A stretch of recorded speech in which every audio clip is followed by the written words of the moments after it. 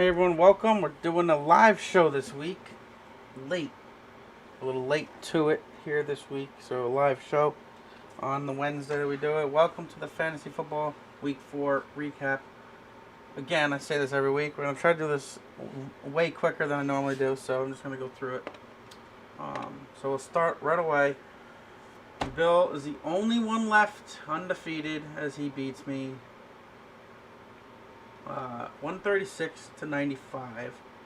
He's the only one left unbeaten.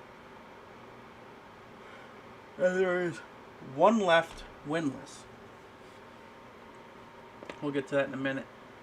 Maria wins her first game over my dad. They're both at 1-3 right now. They're both their top players, got 27 each. Here, AJ Brown was the second highest scored player this entire week, and I had him. Think that can get me a win? Absolutely not. As he had 3 people over 20. I only had one over 14. So that's the difference right there. Brandon gets his first win as well against my other uncle. I have 3 uncles in this, by the way. So I have 3 different uncles in this with us. Bill is one of my uncles, and then team last place, Bud Fox is the one I play Arc with. You've seen multiple times on the PC. And then Gary is my other uncle, who is the only winless team left. So, Colby wins huge over Caitlin. 185. He had 2 people over 30, and Jacobs with 27.9. And then Dylan loses his first game of the week, or first game of the season, to Zach Flippin, 135 to 92. And then Matt Fisher was projected to lose, but ended up winning, as he won 3 straight after losing to me in week 1. And then Mason and Pat, what a battle. Can you imagine winning with a 63.28 score? Winning with a 63.28. I can't stress that enough. Both their highest scored players were less than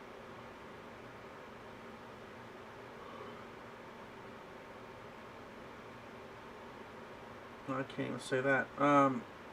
Were less than all of Maria's top 3. Were less than Colby's top. I mean, it came down to the last couple minutes of that game too, when Mason ended up pulling away with a win. It was like he was like a half a point down for so long, and man, talk about a nail biter. That's the lowest scoring nail biter I've ever seen in fantasy football. But Mason comes away with the win and gets his first win of the season. Andrew with a pretty dominating performance over my uncle. And, yeah, the Seattle defense. Whew. I feel like every time I do this show thing, I yawn constantly. Seattle's defense had, I believe, 10 sacks against the Giants Monday night, and a pick 6 involved in that 29 points.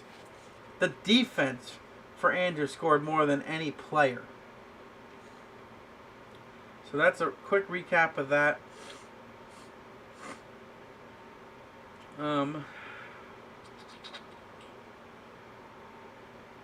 Now we look at the box scores, so we can look at in detail of each matchup. Here we go. Daniel Jones sucks. I benched him this coming week already. He's already benched. I put Tannehill in. Tannehill scored more than Daniel Jones this past week. And I had him on the bench. So AJ Brown though. A.J. Brown went off. But over here on the other side, you got Justin Herbert, you got Justin Jefferson, you got Alvin Kamara, all with 20-plus points. Now, the big kicker right here was my Dolphins defense with -6 and the Ravens defense with 17.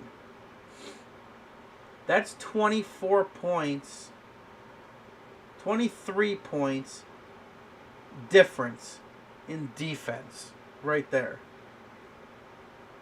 Yes, I lost by, like, what? What's that? That's a lot. Lost by 41, but still, that's a big difference there.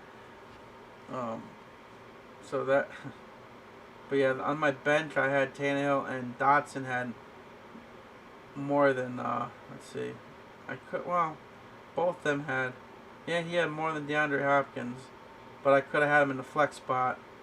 He definitely had more than the flex spot. So that was the benches.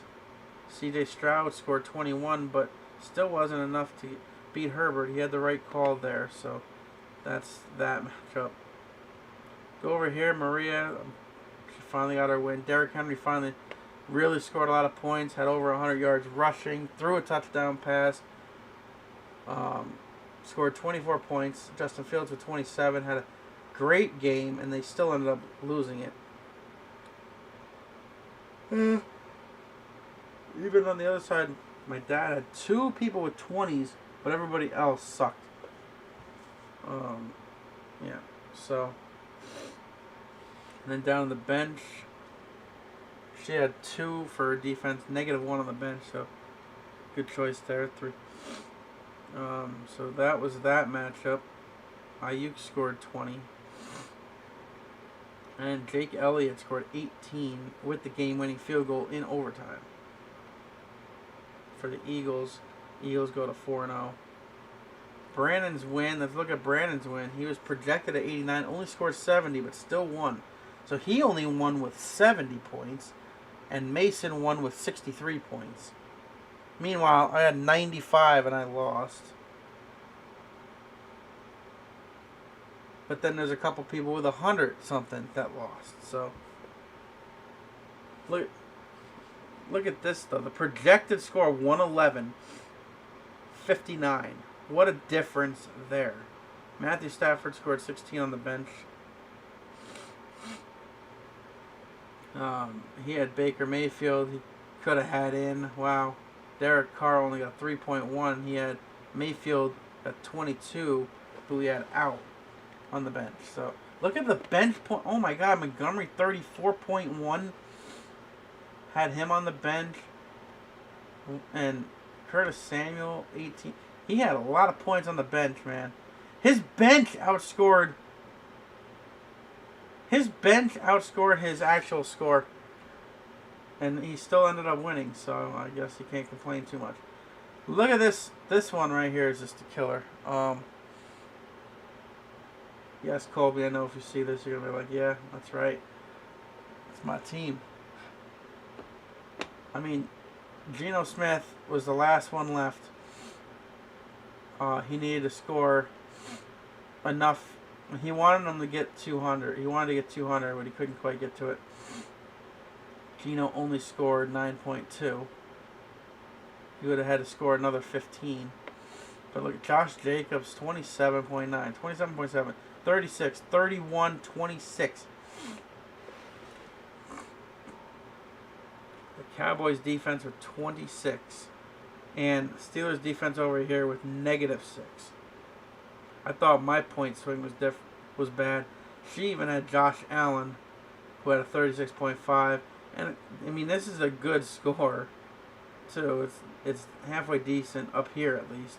Down here it gets a little bad. But man, and even the bench scored 60. Almost outscored her on the bench too. 24.8 for, wow. So she could, if she had him in, no, I mean, it doesn't matter. I don't think she would have won either way. I mean, Colby just dominated that one with that team, so yep, we'll move on. There's not much to talk about there. That was a blowout and a half. Hopefully Well, I don't have to face Colby this year. That's the only one I don't have to face. Which ended up working out pretty good at this point, the way it looks. Jalen Hurts over here, 24 points. Really wish I was able to get Jalen Hurts. Really would have wanted him. And Anthony Richardson with 29. And Nico Collins with 35. So a lot of points on Zach Flippin's side. 135, 20 over projected, and he was under projected. So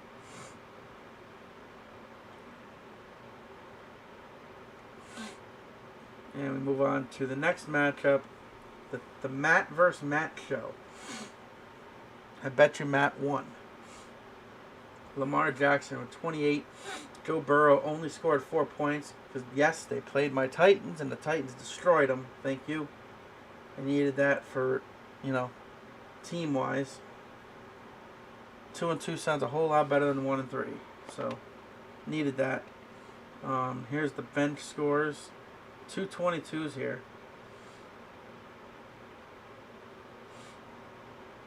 Yeah. You could add Russell Wilson in. Instead of Burrow, he would have won. Tough choice. He was almost at projected. He was projected to win by 2 and ended up losing, but that happens all the time. Here's the matchup though. The Packers defense scored 0, and that won the defense battle. Pat's Colts defense scored -2. So who would have thought he would have scored 0 here and still won that defense battle? Deebo Samuel with that amazing 0.6 effort to a 1.9. This was tough to look at. There's barely any double digits across there. So even the bench is 21 and 40. That's probably the lowest scoring I have ever seen. But it happens. It just means nobody performed on your team that week. It's bad all around when that happens. So the final one, Andrew and Gary, and Seahawks defense, man. Can I view that or no? I think I can.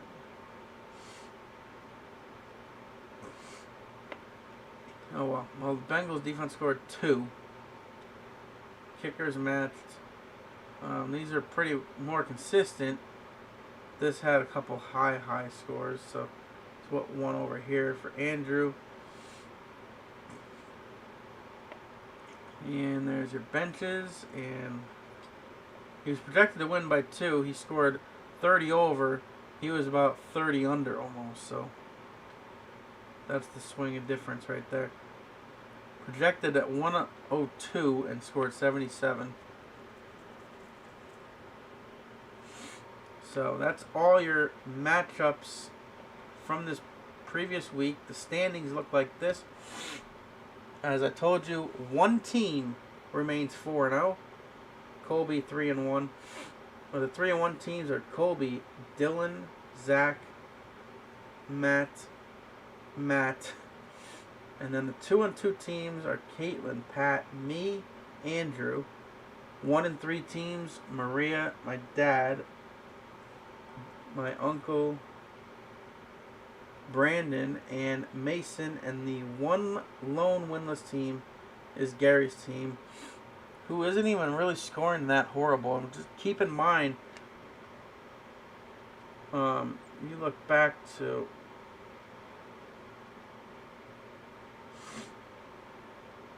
what was it, week 2? Week 2? No, it wasn't week 2. Right here, Gary scored 136 and lost. So he had a high scoring. He lost to Pat last week, who had a 140, and then Pat's team scored 60 the week after. Goes from a 140 to a 60-point week. That's crazy. We'll recap the next week here in a minute. Wait, how do I have two standings up? What the hell? Alright, so let's go through, and we will do that now. The cover next week. I'm going head-to-head against Dylan, who's been scoring a lot of points. I'm projected to win, but that doesn't mean anything. I've been projected to win every matchup this year, and only 2 of them came out with a win out of the 4. Maria and Brandon going head-to-head. I'm guessing she still has to change her lineup.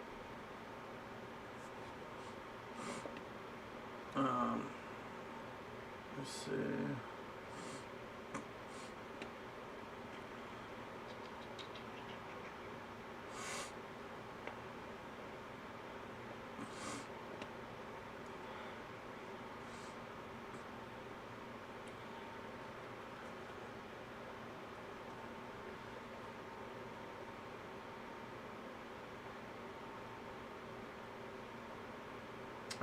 But anyway, Colby goes head-to-head with my dad.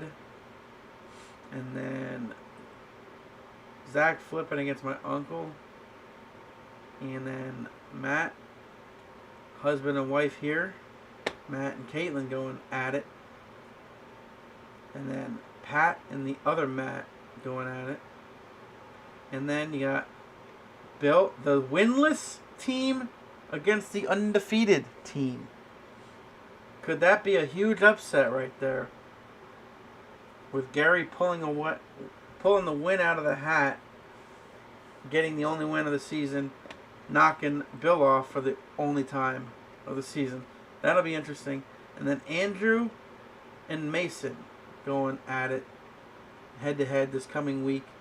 We look at the Discord here when I do this every week. I posted all the scores, screenshots from my app on my phone. So this is what they look like from the week as we recover. Or we go over the scores quickly here. Oops.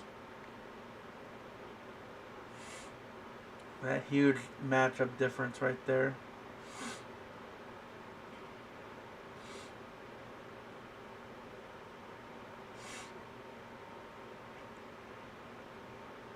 Can't believe 63.281. Jesus. So that's all of that. And then the detailed results, which we just went over as well. Quickly go through them.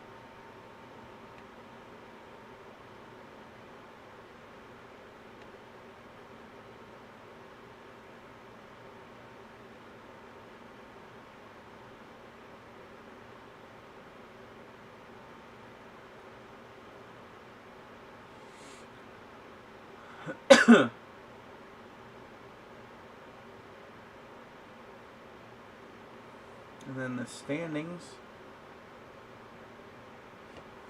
Colby and Bill are the only 2 that scored over 500 points.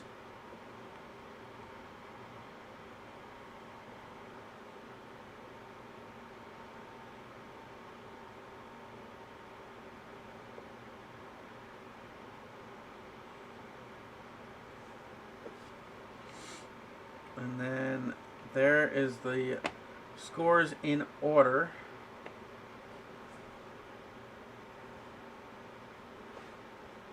The top score down to the worst score.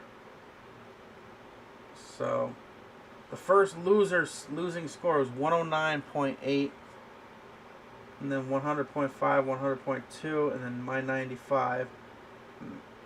Dylan's 92. Gary's 77, all lost. All lost, and then he had 2 winners below all of us with those whopping 70 and 63 point scores. Imagine winning, scoring the 14th best score of the whole entire week out of 16, and you won. Same with Brandon.